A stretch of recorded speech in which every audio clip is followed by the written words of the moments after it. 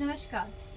हम बेबी का सामान उसके पैदा होने से पहले ही इकट्ठा करना शुरू कर देते हैं। जहाँ से जो चीज़ अच्छी लगती है वहाँ से कुछ उठाते हैं, कुछ याद करते हैं और फिर धीरे धीरे करते करते हमारा सामान इतना ज़्यादा हो जाता है कि बाद में हमें लगता है कि अब इसको ऑर्गेनाइज़ कैसे किया जाए।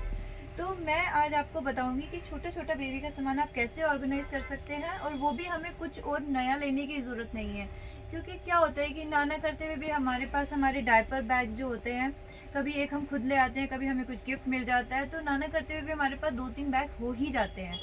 तो ये बैग को ही क्यों ना यूज़ किया जाए, क्योंकि इसके अंदर डिफरेंट डिफरेंट कंपार्टमेंट्स होते हैं। तो जैसे कि मैं अभी एक डायपर बैग आपके सामने ये खोल कर बैठी हूँ,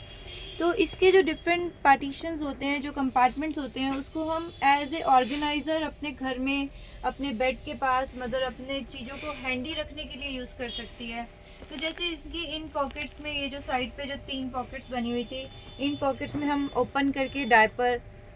रख लेंगे। तो बेसिकली मैं कहना चाहती हूँ कि जो सामान हम दिन भर में, बच्चे का एक दिन में जितना हम यूज़ करते हैं, उसको हम इस बैग के अंदर सही तरीके से अगर रखा जाए, जैसे कि मान लीजिए कि विंटर का टाइम है तो हमें पजामियाँ,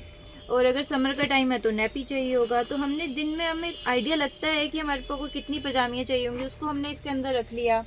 छोटा बेबी है, उसके साथ शीट्स चाहिए होती हैं बार बार, तो ये जैसे क्विक ड्राई की शीट्स हैं, ये हमने इसके अंदर लगा दी। कुछ हमने अपने 1-2 जोड़े इसके अंदर रख दिए जो दिन भर में हम बच्चे के लिए बदलेंगे। कुछ हमने ये सॉक्स वगैरह हो गई कि गीला कर दिया है और आपके पास हैंडी रहना चाहिए, वो हमने रख लिया। अब हमें बार बार बच्चा सूसू पॉटी करता है तो हमें वाइप्स चाहिए, तो हमने वाइप्स को यहाँ पे लगा लिया। मतलब कहने का, जैसे कि हम डायपर बैग अपना अरेंज करते हैं उस तरीके से इसको अरेंज करें, किसके हिसाब से, कहीं जाने के लिए नहीं, सिर्फ अपने घर में यूज़ करने के लिए, कि एक दिन में हमें बेबी के लिए क्या क्या चीज़ें एकदम चाहिए होंगी। तो बजाय कि हम अपनी किसी हेल्प को बुलाएं, कोई और हमारी मदद करे, कि हम बेबी के साथ फंसे हुए हैं, उसने कोई सूसू पॉटी कर दिया और आपको क्लीन करने के लिए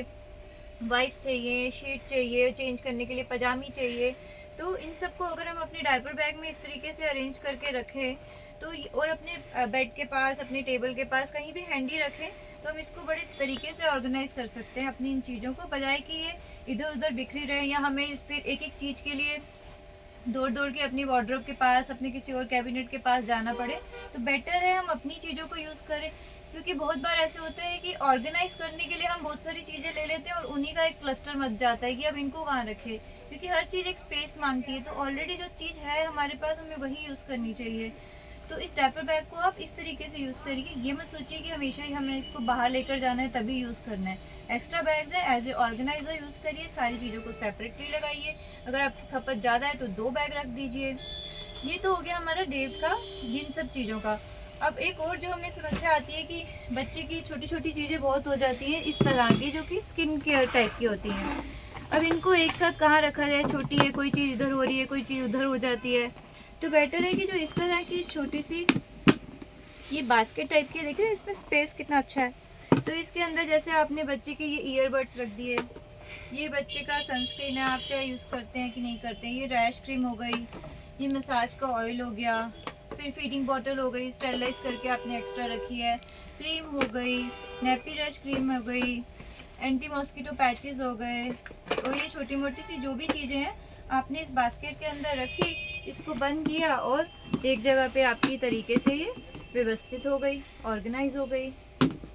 थैंक यू।